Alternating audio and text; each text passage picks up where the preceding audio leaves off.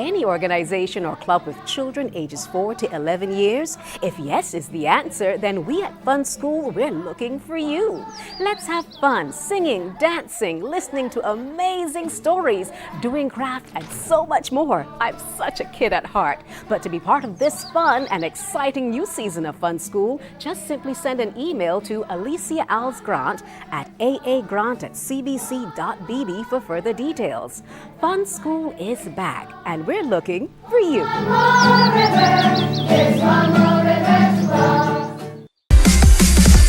While you go about your business, we go about our business, and that is gathering the news. Stay up to date at CBC News Barbados on Facebook, Instagram, and Twitter. Get news update on radio throughout the day. And join us for the CBC News Night at 7 every night. CBC News team is on the job and bringing you the news. There is a saying, you can find a Bajan anywhere. Are you a Bajan living abroad? Or do you know of one who has migrated to another country? Well, we at Mornin Barbados would love to have you or them on our Bajan Afar segment. Share your amazing stories, experiences, and how you have adapted to a new culture. Send us an email to morninbarbados@cbc.bb, and together we will travel the world.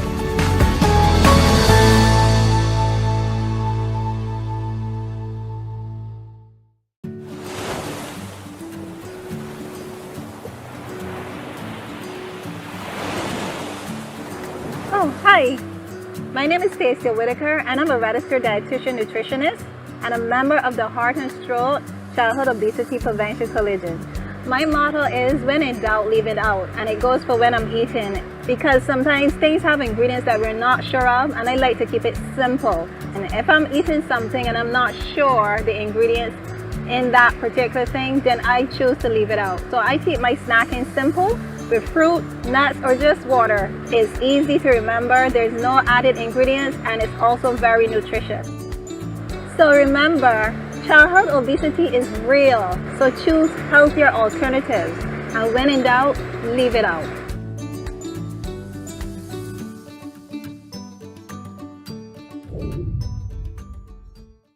Enjoy movies, soaps, drama, comedy, inspiration, education, music, and more. You get it all when you get MCTV, because MCTV gives you more.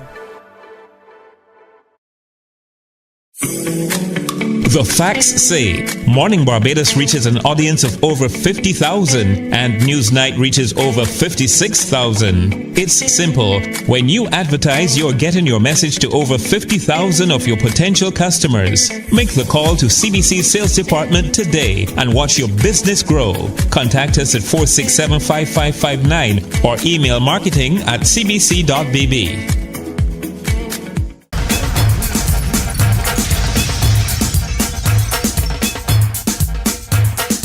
98.1 to 1 is more than a station. We don't just play music, we keep you company, cheer you up, keep you informed and entertained. We are a vibe. What do you mean? Every day we bring the party to you. We are your #1 party station. We love playing music for our listeners.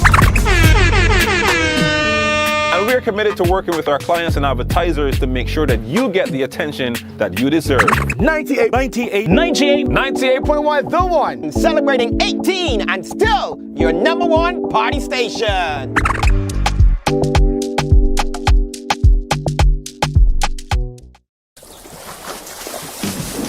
From the beautiful shores of the gem of the Caribbean, Barbados, home of the amazing Harrison's Cave, the tantalizing Oystins Bay Garden, our historic garrison, the indigenous road tennis, and the friendliest people in the world.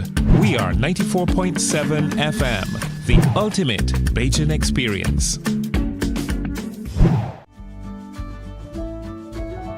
Hi,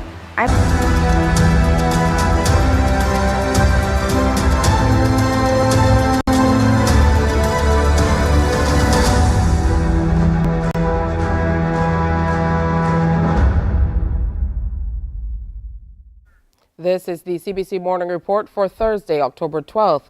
I'm Tisha Hines. Good morning. In our top story, the importance of eye care in the workplace is the focus of today's World Sight Day, with the motto being Love for Your Eyes at Work. Optometrist at Eye Focus, Dr. Simone Harris, spoke with the Morning Report about the importance of this theme for both an office setting and elsewhere. We can start with the office, right? So making sure that you're wearing the right prescription, making sure that when you are sitting at a screen, you're using things like anti-reflective coating or blue blocker lenses to help protect the eyes from the screens. When you step outside, because like you rightfully said, a lot of people work outside. So making sure that if you, there are a few things that, even since COVID, there are a few things that I found are a little more prevalent when I'm doing examinations. So I'm seeing a lot of people with dry eye. I don't know if you've experienced it, but that constant spending, as you said, 8 hours plus on a screen, that can cause dry eye. We also have a lot of Sahara dust in the atmosphere, and that actually compounds, and that can cause the dry eye as well. Headaches, itchy eyes, burning, all of these things you get from extensive use on the computer. The rays of the sun are also something the eye doctor has cautioned against. Although we've been getting some very hot days lately, I mean, the sun has always been very damaging to the eyes. So what you should try to do is wear a really good polarized sunglass when you are out in the sun, if you're going to be exposed to the UV rays for any long periods of time. Coming up on the CBC Morning Report, Gaza was in complete darkness overnight as the power plant crashed.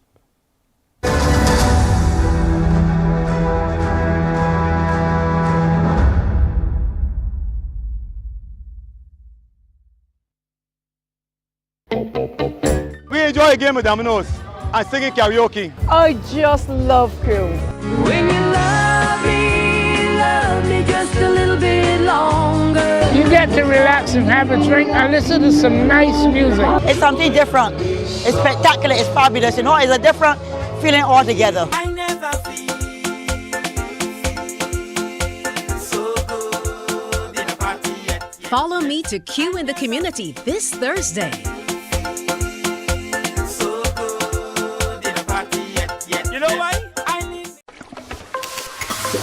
It's summer vacation, and CBC TV8 says laugh a little. Your mid-mornings have now included some family-friendly, side-splitting series like The Partridge Family, Benson, and Designing Women. TV not to be missed this vacation. Weekdays from 10 a.m. on CBC TV8.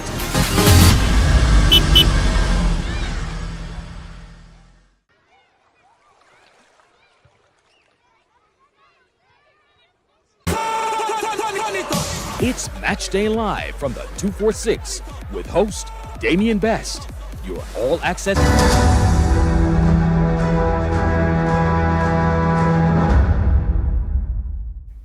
The sole operational power plant in Gaza ceased operations on Wednesday due to the depletion of its fuel reserves.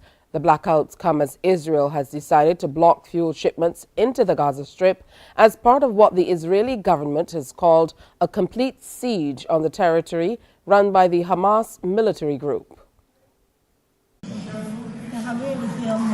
A woman gives her baby a final kiss before she or he is taken away to an early grave.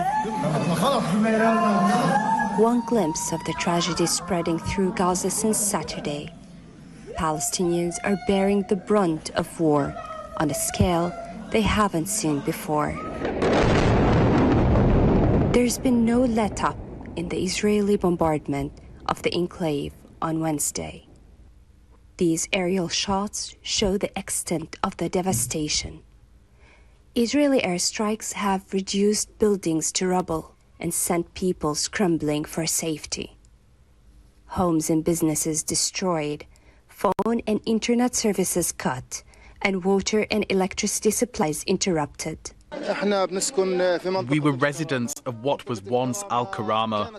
The entire area was leveled to the ground. This is total destruction, total annihilation. Hundreds of Palestinians have been killed and thousands injured. Rafah Hospital is one of the roughly 20 hospitals in the Gaza Strip, and it's at full capacity. It doesn't have enough staff or medicine to treat the number of wounded. Another worry is a lack of fuel to operate the generators. Israel's total siege means no supplies can enter Gaza. Look behind you. Along those streets and alleys, hundreds are killed and buried under the debris. We have been abandoned by the Arabs. The whole world is watching in silence. Tens of thousands of Palestinians have lost their homes, but they have nowhere to go. The border crossings with Israel and Egypt are closed. Food and water supplies are running low, meaning not only they are facing the threat of bombs and bullets, but also of hunger and thirst. With entire neighborhoods razed and fears of an Israeli ground invasion, aid agencies are calling for humanitarian corridors and for regional and international intervention. Meanwhile, the story out of Israel is that they're also still under attack from Hamas.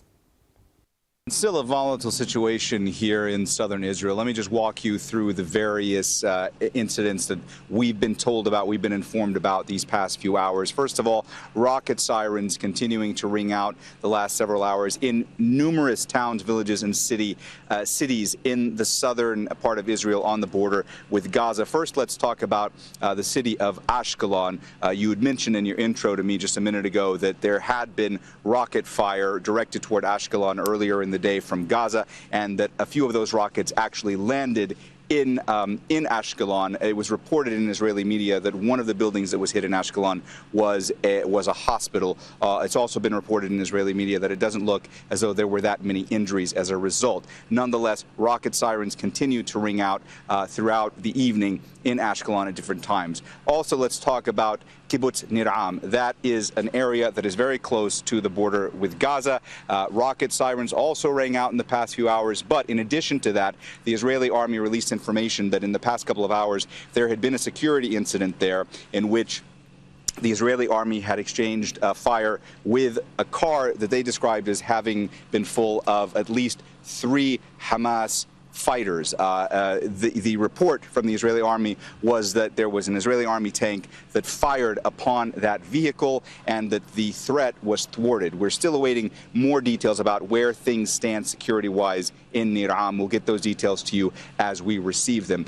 Beyond that, you also had sirens in Sderot. And in addition to all of that, you also have the situation wherein there are suspected infiltrations by Hamas fighters in various villages and towns in that area. But also we had heard from the Israeli army that there had been infiltrations by Hamas fighters in Zakim. Zakim is a town that is around 3 to 4 kilometers north of the Gaza Strip in southern Israel. So, as I mentioned before, it's a very fluid situation. It's a very volatile situation. We continue to hear about more and more incidents. It's really got people on edge here. Where we are here in Ashdod, yesterday, several hours ago, we did hear sirens at different times of the day. There were no rocket strikes here, although there have been rockets that have hit this area in the last several days. None today, but again, all just going to show that here in southern Israel, the situation still remains very tense.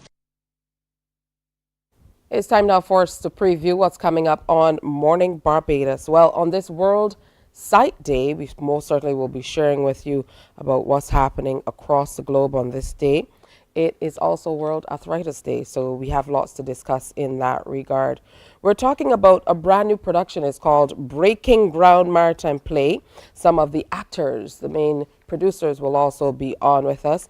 And we continue to showcase the youth of Barbados and the wonderful work they're doing through the Ashley Lashley Foundation. And we're also going to be talking about the Barbados Jazz Excursion and charity golf weekend coming up this weekend, plus the 50th anniversary of the National Independence Festival of Creative Arts, NIFCA, is upon us. The big launch is coming up, and we're going to tell you how you can be a part of NIFCA at 50. That's all at 6:30, but next we have more news, sports, and weather. Stay with us.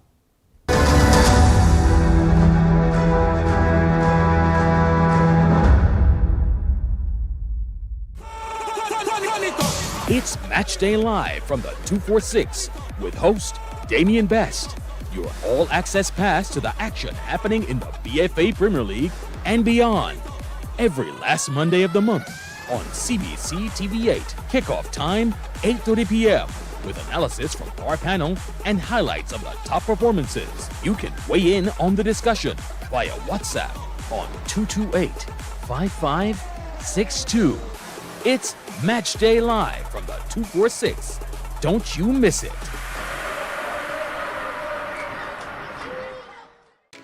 My friend, you don't plan to get it? Oh, Barbados. Hey, I'm KB Clean. Join me 6 a.m. until 10 a.m. right here at 94.7, the best and ultimate Bajan experience. My show is called Bajan to the Bone. Don't miss it, Bajan to the Bone. Weekdays right here and only here on 94.7.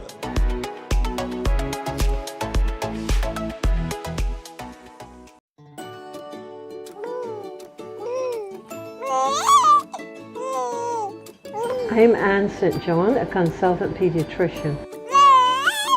When packing healthy lunch boxes, do include a fruit, which includes a banana, apple, orange, or grapes to supply fiber. Aim for low-calorie packaged snacks without the mention of.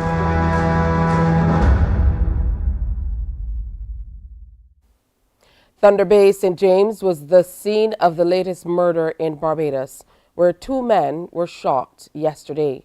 Crystal Hoyt reports. An early morning shooting here at Thunder Bay, Lower Carlton, St. James has left 1 man dead and another wounded. CBC understands that just after 1, the Barbados Police Service responded to reports of a shooting. Upon arrival, learned that the 2 men injured had already been taken for medical attention. They say 20-year-old Rashid Duggan received an injury to his left arm and was treated at the Queen Elizabeth Hospital. However, 27-year-old Darian Robinson died of his injuries. When I visited the family home, Darian's father, Lal Robinson, was sitting with his daughter and shared how he found out about the incident. Some fellas come here, he dog barking bad, and then he doing up. When look out, and tell me your son no get shoot. I was shocked because I swear when he eat inside there sleeping. And he got him down on the beach and lost his life. I leave here then and walked down the gate because he got shot just down the bottom. He got that place called Thunder Bay. Right. I walked down there. By the time I get down there, they had it in a taxi. He was transported to a private medical facility. And they came in the room and they start to work on him. Right? Then there a little while. And then they come and tell me, well, he gone. Tell me they try the best, he gone. And also, tell me shot he get up here. We should not be able to bring he to sign the quest. When he get shot, he should have dead there. And she tell me he's a strong man, because he fight. He can fight for his life. Robinson said the loss will be felt by the entire family, but especially Darian's children. He described the kind of father he was. Very loving. Take care of children, very loving father. You got 2 girls. This one is 5. The other one, she was 7 months yesterday. The same evening, they went to the beach. He had the other one, the brown, went to the beach, he been home sleeping and thing. Police investigations are ongoing. Crystal Hoyt, CBC News. Thank you so much, Crystal. Well, yesterday we reported that the International Monetary Fund is predicting the Barbados economy will grow by 4.5% this year. With us live to discuss the latest predictions is economist Professor Justin Robinson. Good morning, sir. Hi, good morning. Good morning to you and your audience. Good to have you with us. Now, the IMF's prediction is partially based on the continued recovery in Barbados tourism product and also in the private sector contributions. Do you expect these investments to hold true? Okay, so within the last week, we've had two very negative reports about the prospects of the global economy come out. We first had the World Bank with their Global Economic Prospects Report, and now the IMF with their World Economic Outlook.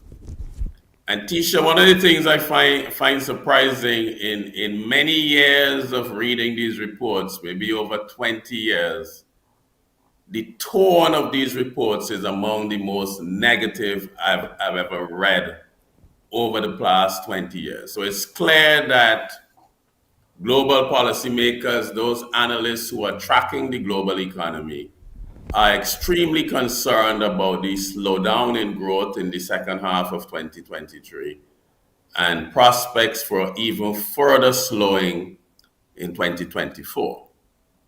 In light of that gloomy, dismal global economic outlook, the modest revision in Barbados' economic growth projections by the IMF for 2023 is relatively good news in that sense, because a revision of about 0.5% is really not that significant in the context where it was projected to grow at a relatively high level in terms of normal rates of growth in Barbados. So it's disappointing to see the revision downwards, but it's not a significant revision. And in light of the extremely gloomy global outlook, that's quite a decent amount of growth to achieve. Now, achieving it, again, it's only a forecast. Achieving it will depend on the government and the private projects really being executed. So again, I think people might be tired of hearing me say this, but the growth comes down really to a laser-like focus on effective execution by our policymakers in Barbados. Professor Robinson, qualify that for us. You said that this is the most negative that you've seen in quite some time. We know there are currently two conflicts going on across the world, and basically there's lots happening. What does this mean for Barbadians in real terms?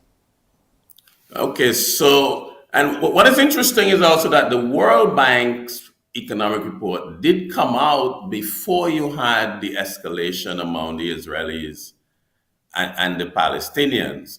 So this conflict really is one of the first evidence of what they would call downside risks in the report. But in a more general sense, so we have some of the continuing effects of the Russian-Ukraine war.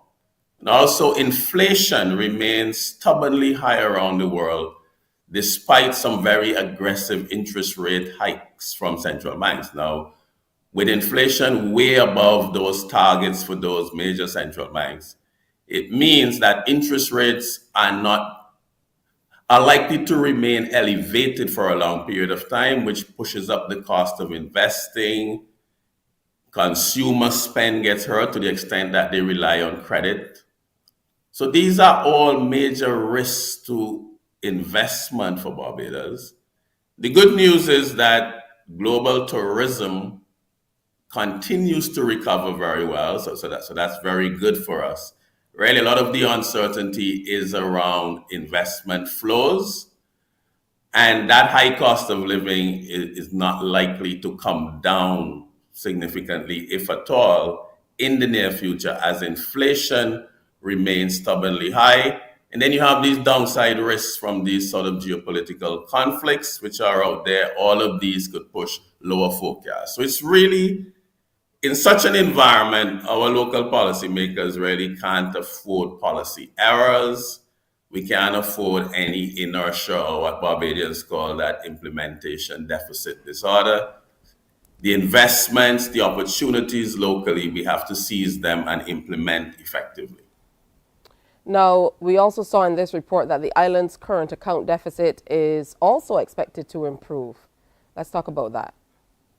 Okay, again, so as global tourism continues that robust recovery, that's our main source of earnings on the current account. The oil price remains elevated, but not at some of the high levels that we saw last year. So as that comes down, again, that would help the current account. But the current account improvements are really largely driven by that very robust recovery in tourism. And one of the bright sparks amidst the gloom of the reports, both from the World Bank and the IMF, is that global tourism continues to show a very strong recovery. All right. And finally, Professor Robinson, can you comment on the forecast for the expected 8.5% of GDP this year, falling to 7.8% next year and 5.4% in 2024? All of this while imports continue to really outstrip exports. Okay, but the very structure of the Barbados economy means that we will run current account deficits. I mean, we still import the vast amount of our fuel, and a lot of other basic things you might not think, medicines, cars. So we are going to be importing based on the structure of our economy. We're going to be largely importing more than we export on the current account. Now, the critical thing is, do we have enough foreign exchange to manage that gap? Are we earning enough on the capital flow side to cover that? And the forecasts for that are quite solid. So the structural current account deficit on the balance of payments is a function of the structure of the economy. And any improvements in that are welcome, but that's going to remain is really, can we fund that gap? Are we earning enough on the capital flow side to make up for that structural current account deficit? All right. For your time today, Professor Robinson, as always, very insightful. Okay, thank you. Have a great day. Thank you.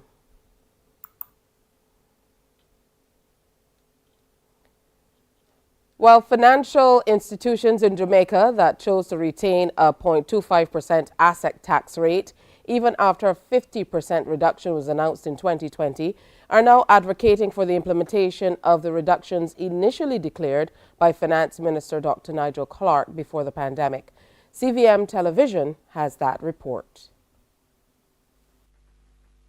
In March 2020, Minister of Finance Dr. Nigel Clark announced $18 billion worth of tax cuts during the opening of the budget debate. The cuts included a reduction in the asset tax rate from 0.25% to 0.125%, which would result in revenue losses of $3.02 billion to the government of Jamaica. The responsiveness of financial institutions to this reduction in terms of expanding their asset base, especially by lowering further interest rates and supporting the expansion of domestic economic activity, will determine how quickly we reduce any further. But before its establishment came the global COVID pandemic, and a decision was taken by the financial sector, as described by Group CEO of JMMB, Keith Duncan. A simulation exercise at Springer Memorial School yesterday went awry, generating panic among the student body. CBC's Wendy Burke was there. What was meant to be a sensitization and awareness of the level of violence in society and the appropriate response to such turned to panic today in Government Hill at Springer Memorial School. From what CBC understands, the role play with armed men created more than a panic, as several children were scared to the point that it caused them to develop anxiety and asthma attacks. Ambulances were called to the scene and several worried and upset parents went and collected their children. Andrea Goodman is a mother who rushed from work, told the media her child has never been exposed to such. I get a call saying that it was a drill. My daughter traumatized. I know how my daughter is, and I do not think it should be a drill with cutlass, men on the blocks with cutlass, and you got girl children in the school. Right now I was traumatized at work. I could not leave because the state I was in. Ms. Goodman says her child suffered bruises and someone took her home. My daughter is not accustomed to this. No cutlass snapping. She have a cut on her feet there. I'm going to take her to the doctor. Principal Cheryl Gill explained to CBC News the rationale behind the exercise. This was an exercise which was undertaken to ensure that the school will be able to respond to a real-life situation which required a lockdown. The members of the staff were briefed yesterday, and again this morning they were informed that the simulation would take place. The lockdown lasted for about just over 4 minutes, and the students who panicked were seen by medical personnel, and none of the students had to be taken away. Some parents came and collected their children or wards in an orderly manner, but a large number of students also remain at school supervised until the normal end of the school day. BSTU President Marianne Redmond says staff knew of the drill and she awaits a report. But these things do happen in our society and children should be prepared. We are living in different times, and the well-being of close to 1,000 or over 1,000 students in our schools, which is the reality. The well-being of those students in our care is increasingly difficult to secure. The principal has said on a news item that they will be doing a debriefing session tomorrow to determine what went wrong. And I hope, too, that persons realize that persons entering our school premises with weapons, and that is besides what happens on a daily occurrence with some of our children, it is not far-fetched. And such exercises are to help prepare for such an occurrence. The principal says the Ministry of Education was informed that the simulation would take place, and the health and safety team met this evening and are preparing a report, and a post-mortem would be done tomorrow. She apologized to those who were negatively impacted. I'd like to apologize for anything that has happened to the students or any inconvenience or distress that was caused as a result of the exercise. But I would also say to you that we as a school take the safety and the security of the students very seriously. We have protocols for entering the school, but however, an intruder is an intruder. Wendy Burke, CBC News. Let's take a quick look at the weather. The barometric pressure stands at 10.7 millibars. It's 27.1 degrees Celsius already. Humidity stands at 82%. And the winds are blowing out of the east-southeast at 17 kilometers per hour. Present weather is partly cloudy. Sea conditions for Barbados for today: smooth to moderate in open water with northerly swells from 1 to 5 meters and steady. And here's a look at how the tides roll in today. Be careful as you head out for your early morning sea bath. General forecast for Barbados: partly sunny with a few isolated light showers. Plan accordingly. Be sure to wear your sunscreen. Into the evening, it's going to be partly cloudy with a few brief isolated showers as well. That's today's morning report. Our next newscast is Newsday at 12 noon on TV8, followed by The World at 1 via our radio network of stations on 100.7 FM, 98.1 The One, and 94.7 FM. That's the morning report. Morning Barbados is next. Wake up, wake up, wake up, wake up. Barbados, get up. Good morning. Good morning, Barbados. Good morning. Good morning to you. Good morning. Morning, morning, morning. Good morning to you. Good morning. Morning, Barbados. Good morning. Good morning to you. Good morning. Morning, Barbados. Good morning. Wake up, wake up, wake up. Morning to you. Morning to you indeed. Welcome to Morning Barbados for this Thursday, October 12th. Good to have you with us. I'm Tisha Hines, and I will be here with you until 8 o'clock this morning. I hope you're having a fantastic day. I don't know if you realized, but early today, I think it got a little bright, a little earlier. Usually when I leave home, I'm not seeing any sunshine peeking out, well, any light peeking out, but this morning it seemed to get a little brighter, a little earlier. Who knows? Or maybe it's just me. Maybe I left home later. Who knows? But whatever the case is, it's wonderful to have you with us. Remember to follow us online as well. Of course, we're on Instagram, and you can also find us streaming on YouTube and Facebook. Now, today is World Sight Day, and World Sight Day, vision and sight, of course, are vital to the everyday lives of all of us, from allowing us to navigate our way around to doing work and just about everything. Vision works towards keeping people safe, connected with their community and surroundings, and even helping to maintain sharp minds. Sadly, many people around the world lose their sight, often for preventable reasons. So we wanted to look at sight in a more in-depth way this morning. And we are graciously joined by Dr. David Callender, who is consultant head of the Department of Ophthalmology at the Queen Elizabeth Hospital.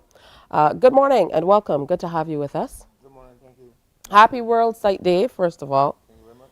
All right, what does it mean for, from your perspective, first of all, to be able to have an observance like this? Because a lot of people look on, and these days it feels like, okay, there's an observance every single day, but what does it mean to you to be able to have an observance like this in the drive to really get people to be far more in tune with how important it is to take care of themselves when it comes to their eyesight? Okay, World Sight Day is a global event meant to draw awareness to blindness and vision impairment. Those of us who work at the hospital see the end results of lack of eye care. If you can at least have the opportunity to observe this, we draw attention to the public of conditions that can affect vision and health of the eyes, then it serves as a way of preventing some of the things that we have to try to fix. The theme this year is Love Your Eyes in the Workplace. However, we are not focused on that at the hospital this year. There are other players who are involved in that outside. This year we are focused on children. Last year for World Sight Day we did a blitz on cataract surgery, dealing with adults. But this year we were focusing on children because we find that a lot of kids present late, and the opportunity to improve or reverse eye conditions may be lost. So the focus this year is to try to screen those kids who may have fallen through the net or fallen through the cracks and capture them before they get too old. I know there are a number of programs, but they're kind of privately driven, where there are maybe third sector organizations or charities or what have you that go into schools and try to do screenings. Do you believe that we do screenings enough for children to be able to figure out what's happening early on in life? No, we do not. We have a school eye clinic based at Winston Scott Polyclinic for the past 50 years. And we see children who are referred by school teachers who seem to think the kids have a problem. Of course, that does not capture everyone. There are some kids who go through school without having their eyes checked at any time. For example, if a child is very nearsighted and they sit close to the class, close to the board, there's no way of knowing that they have a problem. They can see the board fine. So we may not capture those kids by referrals alone from school teachers or from parents. So what we aim to do in the long term is to screen children before they start school or within the first year of school. On this occasion, we are screening first formers, as many first formers as we can, to capture them as soon as they're going into the secondary school. We chose first formers because we have a database of them, all the information, demographics, and we're trying to capture them before they get too far into the secondary education. Because if they can't see well, then it has implications for the education. And there's some conditions where if you don't try to reverse them early, it can leave you with blindness in one eye. There's some jobs you cannot do. There's some things you can't perform if you can't see well from one eye. So we're trying to capture them at this stage. And as we go forward, we're hoping to start screening children early in their school career. For example, first year of primary school. We are aware of the challenges that will exist, but we're hoping to deal with all those as time progresses. So it's a work in progress. All right. So as head of ophthalmology, how do you see the current state of just eye health in Barbados generally, as we look across, the whole of Barbados, from young people through to older people? We have a lot of eye problems here. Deal with children first. We have lots of kids who are nearsighted. Many need glasses. There's a serious problem with allergic conjunctivitis or eye allergy, especially during the summer months when we have Sahara dust. We also have a challenge with many patients who have misalignment of the eyes, or what we call cross-eye. Those are the three main things we see in children. Because of our diabetic population, we have lots of diabetic retinopathy. And the need for treatment of this condition is significant. I don't think we have enough medical resources to manage the problem adequately. There's also a lot of talk about cataract. We have a lot of cataract for sure. We have many cataract surgeons in Barbados. We don't think that we really have a difficulty with that. There are long waiting lists, yes, for various reasons, and we tackle that list on an ongoing basis. But those are the things that we have mainly. And glaucoma itself, which is more of a irreversible cause of blindness, that's a big problem also. So we have lots of these things to deal with on an ongoing basis.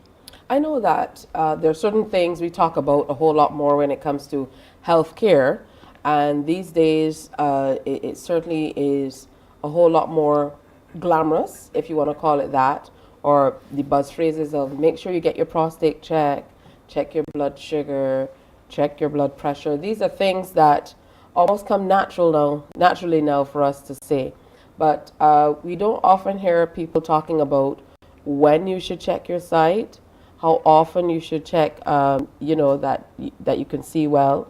I know that you're not focusing specifically on the workplace, but looking at how sitting and looking at a screen can impact us, I would imagine for long periods, particularly in the workplace. That's what we're doing. We have the children online a lot over the last few years. So what are some of the key markers, like how often should you have your sight checked, or what are some of the indicators that you should have your sight checked, and who should you go to? Because you hear of the optometrist or the ophthalmologist and this and that. Who should you go to, and how often should you have it done? Well, there's no doubt that with the recent pandemic and the use of devices for online school, the incidence of nearsightedness has increased worldwide. There are studies to prove that. So the constant close-up work has caused more kids to need glasses. As far as adults are concerned, most adults may not need glasses until they reach around age 40 because of changes that occur in the eye.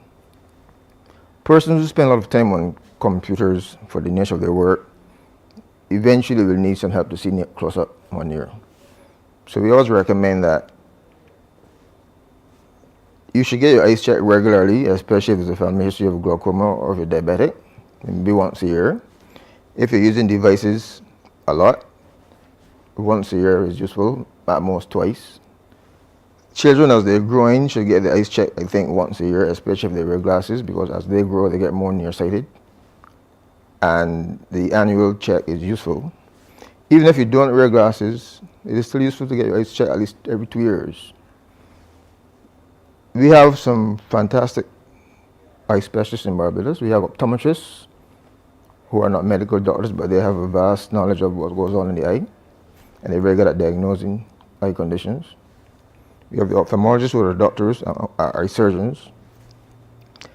You can get your eyes checked by anyone that you're comfortable with. If an optometrist sees a medical condition or a surgical condition, they will refer to the eye doctor. And if you already see an eye doctor and you're comfortable, there's no harm in staying there either. The optometrists are very good, and if they find a problem, they refer. As far as children are concerned, a lot of these kids who may need glasses, if they're below the age of 7, may need to see the eye doctor because they need to be tested by different technique using eye drops. And we also have an orthoptist who screens the children of Vincent Scott. That's another branch of the specialty. And she looks after all of our patients with misalignment of the eyes. as well as what we call lazy eye. So all three work together to provide the service here. All right, what generally would be your message to Barbadians on this World Sight Day? Pay attention to your eye health. We've talked about it for a long time. If you're diabetic, you should get your eyes checked at least once every year, 18 months maximum. If you have a family history of glaucoma, you should get your eyes checked every year, and you should get your children's eyes checked regularly. All right, that's important to do. He's talking to me, people. I hear it loud and clear. I definitely need to get my eyes checked as I approach a significant birthday. He called a figure, and I definitely can feel it. Yeah, I can feel the difference. I used to brag that I had 40-40 vision. 2020. Not anymore. Well, I have 40-40, you know, just joking around, but I can definitely see the difference. No pun intended. But I hear you. We definitely don't pay enough attention to our eyes. I think it has that attention has increased over the past 10 years, I think. Every March we have a week called World Glaucoma Week. And there's lots of information that goes up at that time. So we do get a lot of buy-in then. So I think the increased awareness has been definite. It's growing. It's growing, yeah. It's growing. Good stuff. This is Dr. David Callender, Consultant Head of Department Ophthalmology at the Queen Elizabeth Hospital, giving us some great insight on this World Sight Day. We're going to take a break because today is another observance as well. It's World Arthritis Day. Seems like it's World Getting Old Day. I don't know. Arthritis is not only for older people, so let me not say this. But we're going to have Dr. Jerry Warner coming up after this. Morning, morning, morning. Good morning. Good morning to you. Hey, not only grown-ups can sing, we can too. So easy on me, baby. I was still a child, didn't get the chance to. CBC TV 8 is having a kids karaoke show just for us. So children between the ages of 5 to 17 come in and join in for fun. Email Nadia Foster at nfoster@cbc.bb. Hear you soon. Bye.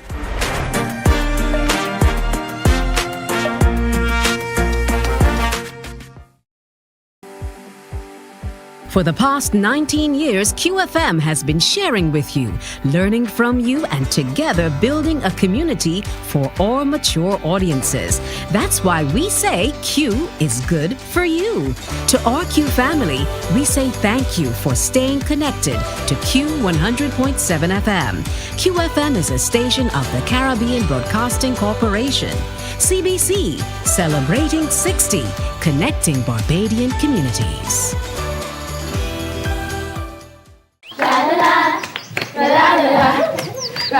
Are you a youth group, 4-H club, school, Cub Scout, or Morning, morning, morning. Good morning.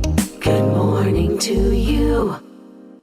All right, so I know lots of us grew up hearing parents or grandparents or older neighbors or friends talking about when the rain is coming, they feel it in their knees and stuff like that. And for many of us, you know, we would laugh and joke about it, but arthritis is definitely a serious thing. And today is also the occasion of World Arthritis Day. We've invited Dr. Jerry Warner, who is Chief Physiotherapist at the QEH, to join us today. So we definitely are spending some time with the QEH today. So welcome on this day, often referred to as WAD.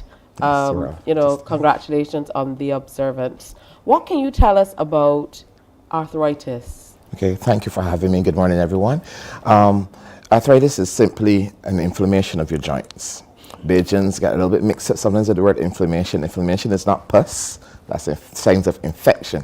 Inflammation would suggest that it is tender, swollen, red if your skin is enough to show that, painful, that's signs of inflammation. So there's several reasons why this may happen. There are many different types of arthritis, but the two major ones most people know about are osteoarthritis, which is just your wear and tear, And then rheumatoid arthritis, which is where you get an inflammatory reaction where your body sort of almost attacks itself.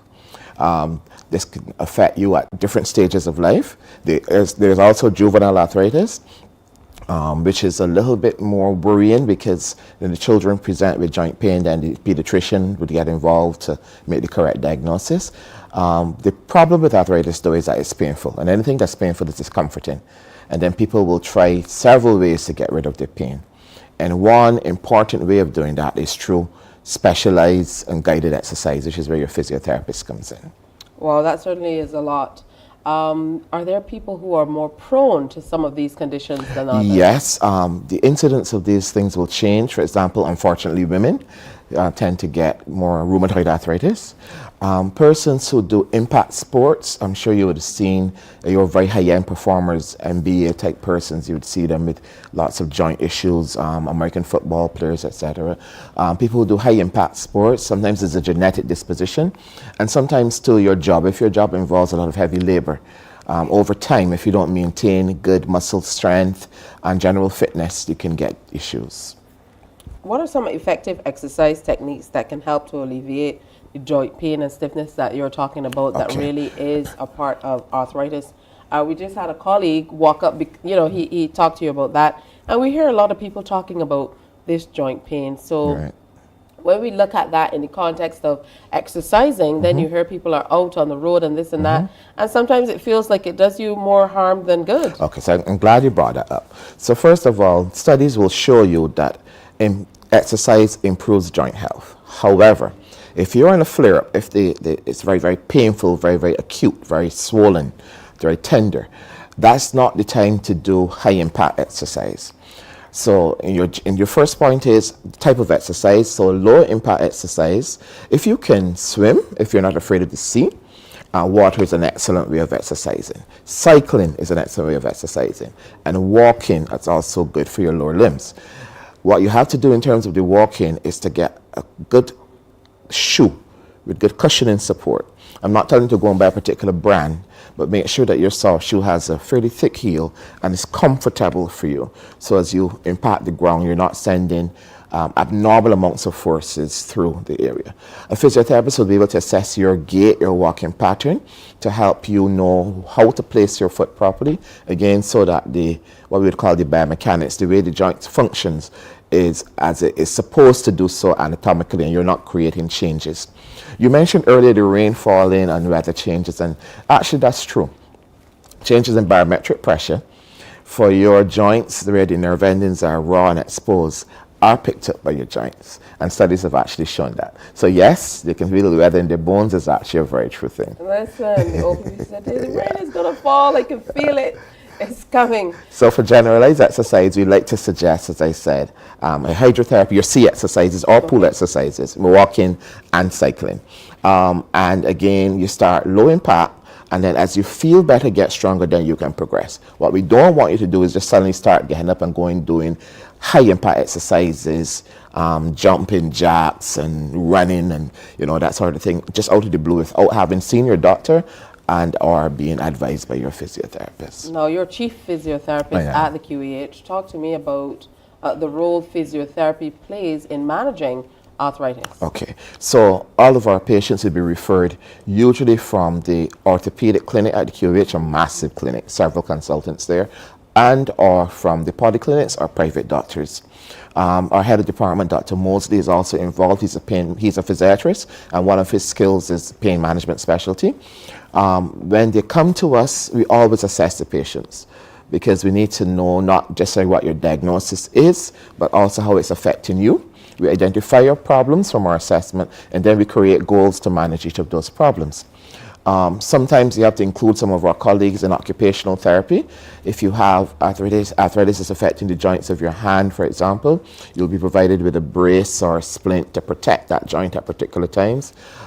If you need severe lower back pain, and there may be a reason where you have to see your prosthetist orthotist to get a corset made, for example. But physiotherapy now, we're going to focus on exercises, and we try to design them so that you are taking careful amounts of weight through the joint, what we would call closed kinetic chain, not trying to get too technical, but using your body's weight as part of the exercise and doing it in a safe way so that your joint, which has the ability to know where it is in space, for example, if you close your eyes and move your finger, you would know whether it's bent or not without seeing it. So there's special nerve endings in the joint that tell you that. We encourage the use of those nerve endings in our exercise so that you can be better realigned and that you can better carry out your normal activities with less pain. We also will guide you when it's painful to know what to do and what not to do. And of course, we manage your pain with particular modes of treatment, which we call modalities. That may include ice, it may include heat, it may include electrical stimulation, it may include laser, it may include ultrasound, but the most important is exercise.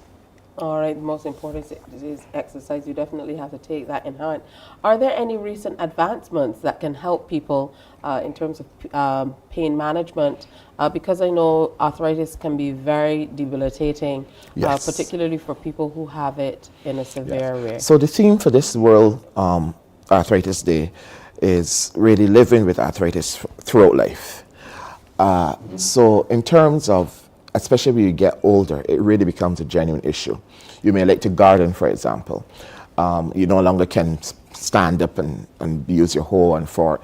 We would do simple things like encourage a person to use a stool, etc., to sit. But back to your question of advances. So there are always studies. You will now know that diet plays a really important part. So you're going to be looking at your green leafy vegetables, legumes, your nuts, that sort of stuff, decreasing in red meats. We use simple devices that use small doses of electricity to interrupt your pain signal. Simple point, I'm having pain at my wrist. I put a controlled electrical current at the same area. Your brain appreciates the current more than the pain, so your pain has decreased. Simple as that. Those devices are available in Barbados and online. A TENS, T-E-N-S, transcutaneous, that means across the skin, electrical nerve stimulator, can cost about $30 and average about $160 here. That's a useful tool to minimize your pain. That's a safe way of managing pain, for example. All right, let's talk quickly about the sedentary lifestyle that a lot of us lead these days. And I know often with workplaces, there are often challenges with HR departments and people about having the right chairs. You mentioned having braces for the wrists and so on. We've heard more about things like carpal tunnel and this, that, and the other. Are these forms of arthritis? I know that there are different things by definition, but in terms of the inflammation you talked about in the joints and so on, what are the similarities? So carpal tunnel syndrome really, there's a tunnel at the front of your hand that several structures pass through, including two nerves. The one with carpal tunnel is the median nerve. Sometimes if the muscles and tendons around here get swollen because of overuse, repetitive use, that puts pressure on that nerve. So that's more a nerve problem.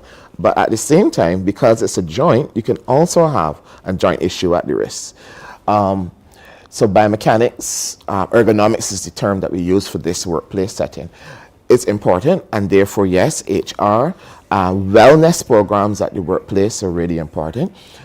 So your seat and position is important, and there are physiotherapists and occupational therapists can give guidance as to how to set up your workstation.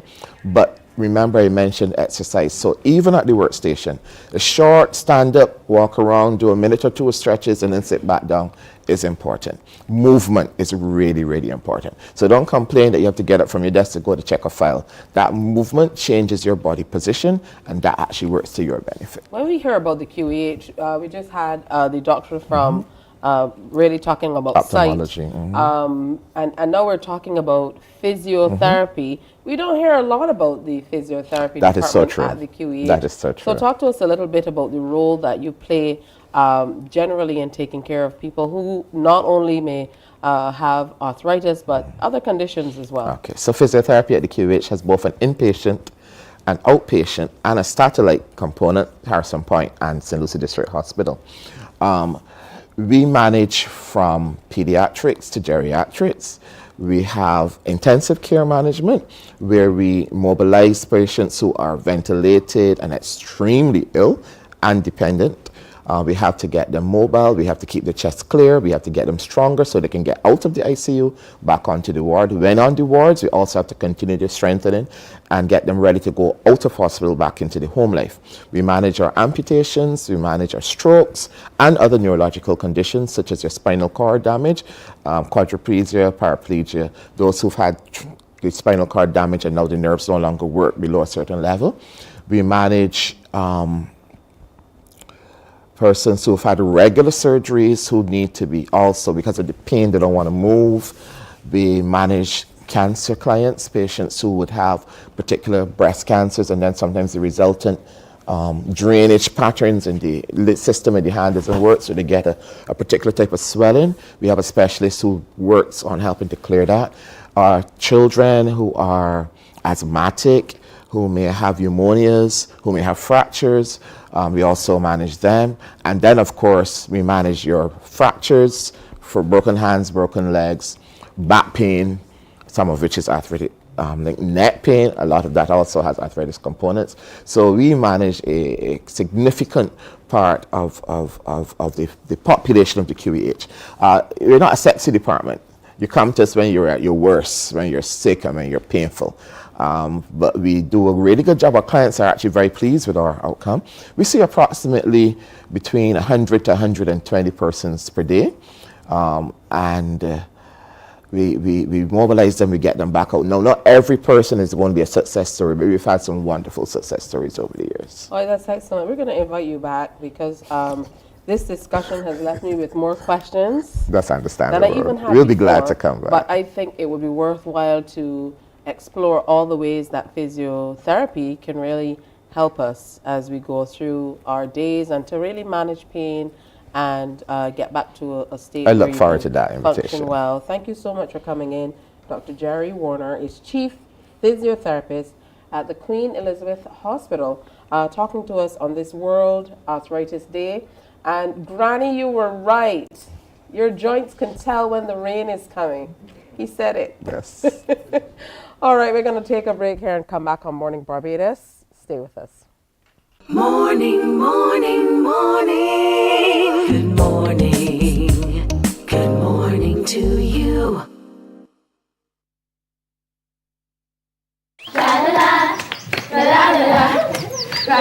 Are you a youth group, 4-H club, school, Cub Scout or Brownie Pack, or any organization or club with children ages 4 to 11 years? If yes is the answer, then we at Fun School, we're looking for you. Let's have fun singing, dancing, listening to amazing stories, doing craft, and so much more. I'm such a kid at heart. But to be part of this fun and exciting new season of Fun School, just simply send an email to Alicia Alves Grant at aa.grant@cbc.bb for further details. Fun School is back, and we're looking for you.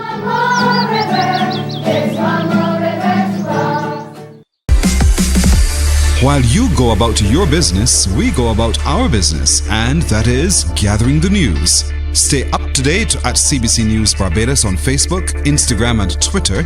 Get news update on radio throughout the day. And join us for the CBC News Night at 7. Morning, morning, morning. Good morning. Good morning to you.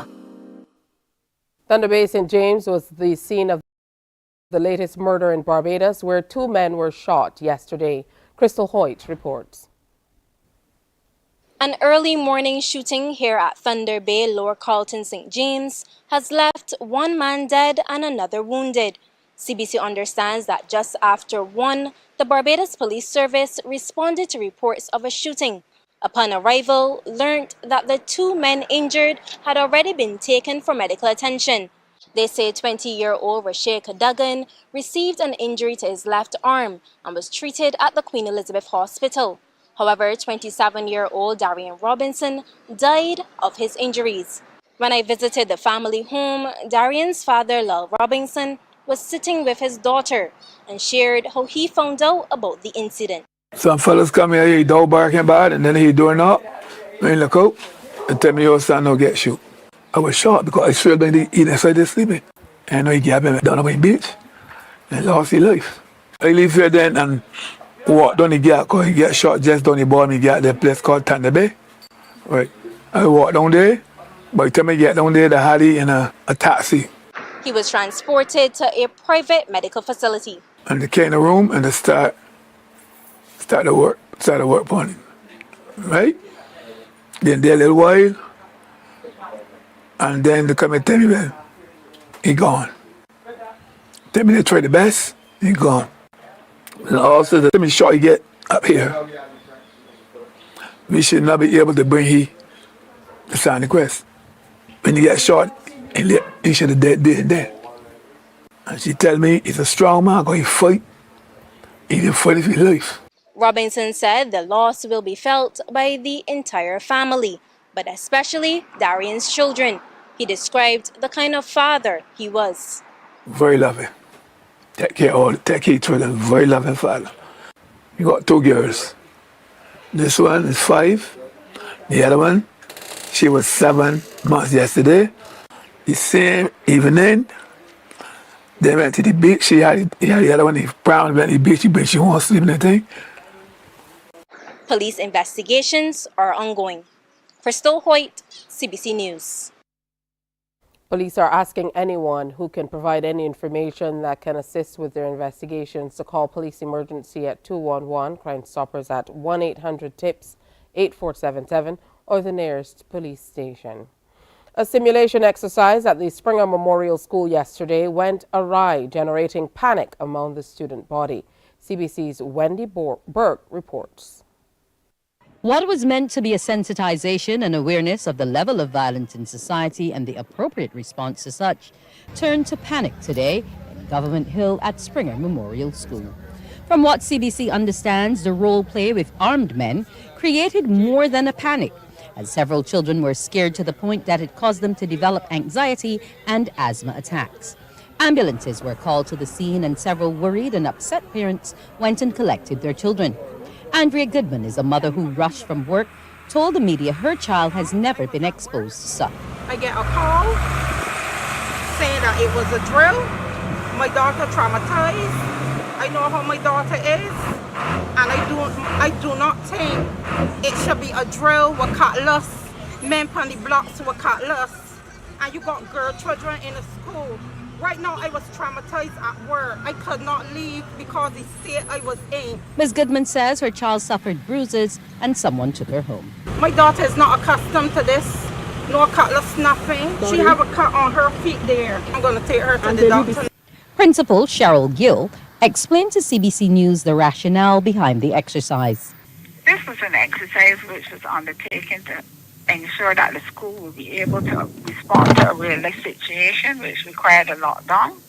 The members of the staff were briefed yesterday, and again this morning they were informed that the simulation would take place.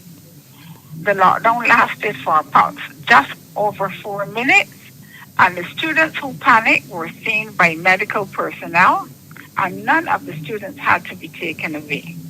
Some parents came and collected their children or wards in an orderly manner, but a large number of students also remain at school supervised until the normal end of the school day. BSTU President Marianne Redmond says staff knew of the drill and she awaits a report. But these things do happen in our society and children should be prepared. We are living in different times, and the well-being of close to 1,000 or over 1,000 students in our schools, which is the reality. The well-being of those students in our care is increasingly difficult to secure. The principal has said on a news item that they will be doing a debriefing session tomorrow to determine what went wrong. And I hope, too, that persons realize that persons entering our school premises with weapons, and that is besides what happens on a daily occurrence with some of our children, it is not far-fetched. And such exercises are to help prepare for such an occurrence. The principal says the Ministry of Education was informed that the simulation would take place, and the health and safety team met this evening and are preparing a report, and a post-mortem would be done tomorrow. She apologized to those who were negatively impacted. I'd like to apologize for anything that has happened to the students or any inconvenience or distress that was caused as a result of the exercise. But I would also say to you that we as a school take the safety and the security of the students very seriously. We have protocols for entering the school, but however, an intruder is an intruder. Wendy Burke, CBC News. Well, that's news. Our next newscast is Newsday at 12 noon on TV8, followed by The World at 1 on our radio network of stations. Stay with us. More Morning Barbados coming up. Morning, morning, morning. Good morning. Good morning to you. While you go about your business, we go about our business, and that is gathering the news. Stay up to date at CBC News Barbados on Facebook, Instagram, and Twitter. Get news update on radio throughout the day. And join us for the CBC News Night at 7 every night. CBC News team is on the job and bringing you the news. There is a saying, you can find a Bajan anywhere. Are you a Bajan living abroad? Or do you know of one who has migrated to another country? Well, we at Mornin Barbados would love to have you or them on our Bajan Afar segment. Share your amazing stories, experiences, and how you have adapted to a new culture. Send us an email to morninbarbados@cbc.vb. And together we will travel the world.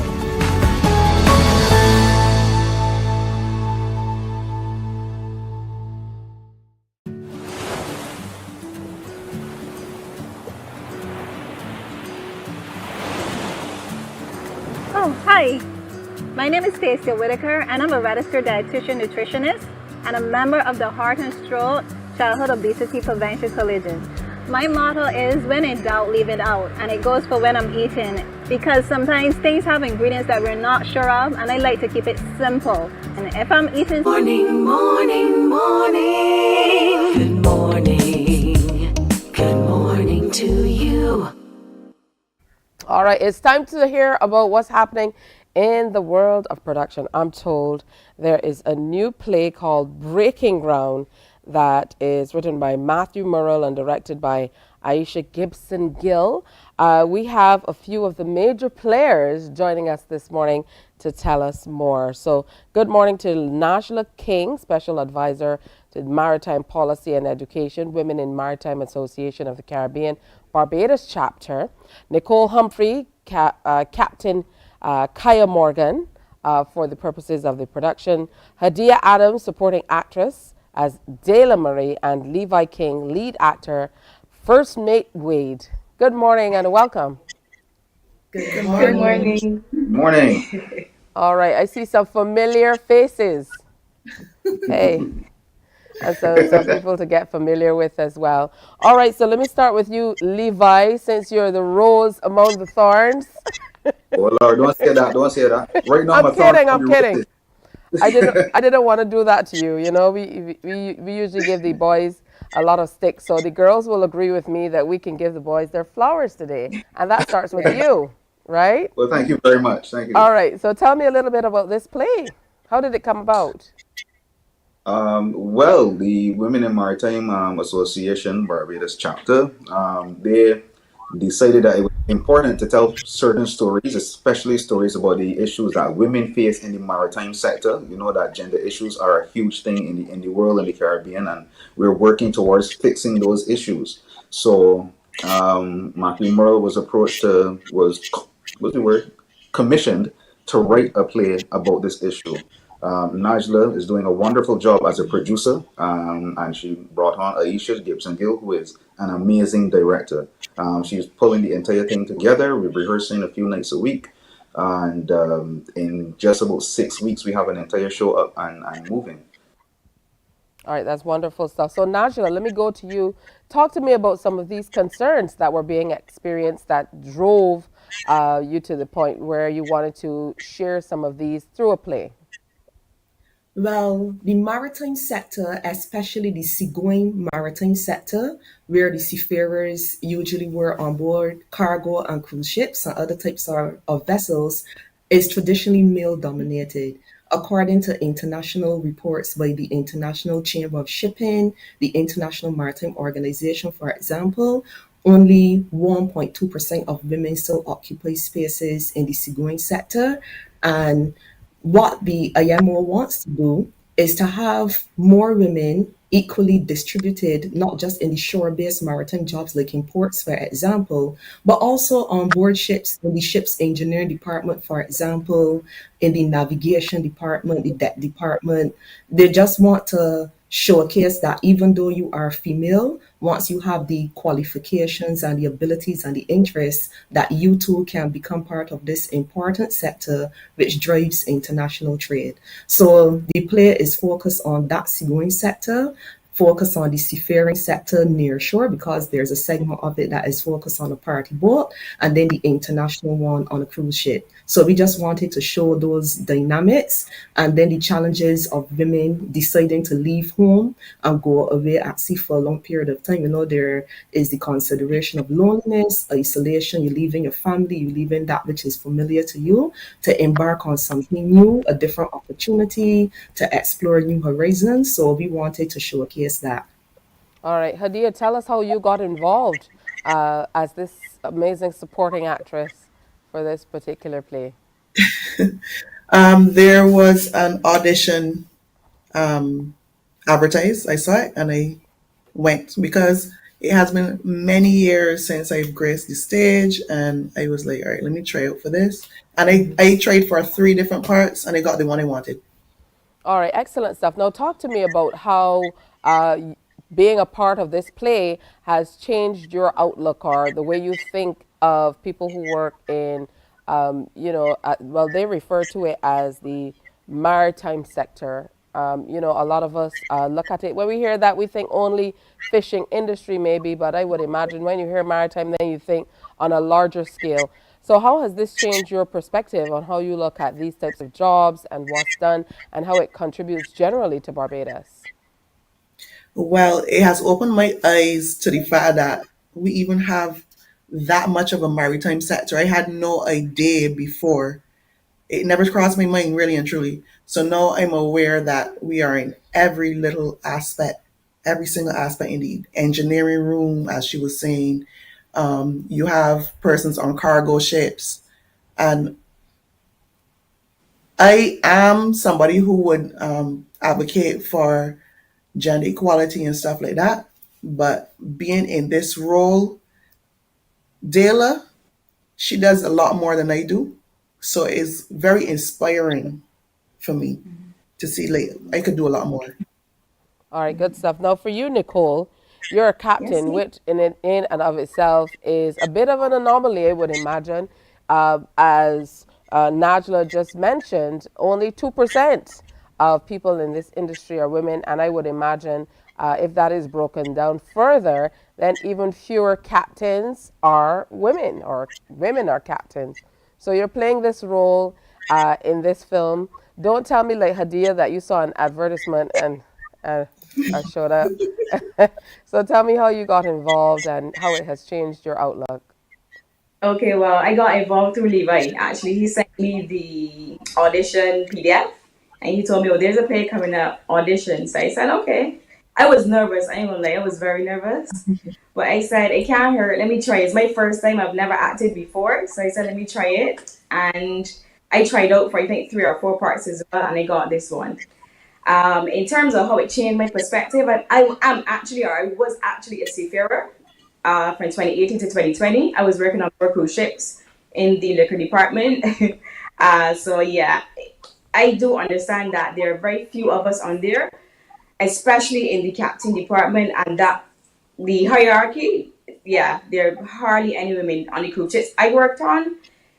There were only about 1 or 2 females that were actually in that position, but no female captains for sure. But engineers, 1 or 2, but the rest males. So it's definitely a male dominated field. All right, so we have a quote from YMAC Barbados, which is when you empower a woman in maritime, you're not just changing her life, you're uplifting an entire community. Najla, qualify this for us. What this is really saying, when you create a space that can be balanced, because we are not trying to say, topple it over with too many women or just because we're women hire us. We are saying hire us because we are skilled, we are qualified, we are trained, we are interested, sorry, and we have a valuable contribution to make. And together, us males and females can work to make the sector a better place. It would also create opportunities for us to improve our livelihoods because sometimes it's not always easy to find a job on shore. There's a lot of prospects in the sea space, like even medical careers at sea, for example. As Nicole mentioned, she worked in the hospitality side of the cruise industry. So it's a lot of opportunities we can explore the regulatory side, admin, technical positions, even as far as working in the shipyard and shipbuilding. So what it is trying to say is that give us that opportunity to break ground into this field. Let us partner with you and work in this space and help add to the transformation of an industry that is so important because everything in our homes, most things in our offices, a ship brought it here. So just to show you how critical shipping is to our livelihoods, and seafarers are the lifeblood of the shipping industry. All right, and really the lifeblood of trade. I mean, Yes. where we had a blockade in a very important canal just a few months ago, it created all types of supply chain problems around the world. Then we had issues in the Panama Canal, and same story. So I think when we really consider it on the grand scale, then of course, then we recognize how important the maritime sector is. And this is what you guys are bringing to the stage, October 20th to 22nd, Levi. Tell me all about the play, what we can expect, and how we can be a part of it. Oh, well, with the play, you can expect to see people go through the journey of trying to figure out their lives, trying to figure out what's going on. You find a direction and a sense of purpose, and then you meet the challenges that come with that. That will be the main character, Kaya Morgan, who goes through these things. I'm trying not to give away too much of the story, but I should say that it is a male dominated field, and as you can see, we have a lot of beautiful people in Barbados and therefore a lot of beautiful people in our cast. And the issues that come with being beautiful and female in a male dominated area also come up in the play. So you get to see the issues of loneliness, the issues of combating your own sense of self, the issues of dealing with jealousy, dealing with all the other interpersonal issues that come about as a result of taking a life at sea as a woman and the different things that could happen as a result. All right, Hadia, the play is titled Breaking Ground. Talk to us about how that ties in generally to the play itself. Levi is trying not to give anything away. He said not much, but he's trying to not give anything at all. We're hoping we can get a little more from you.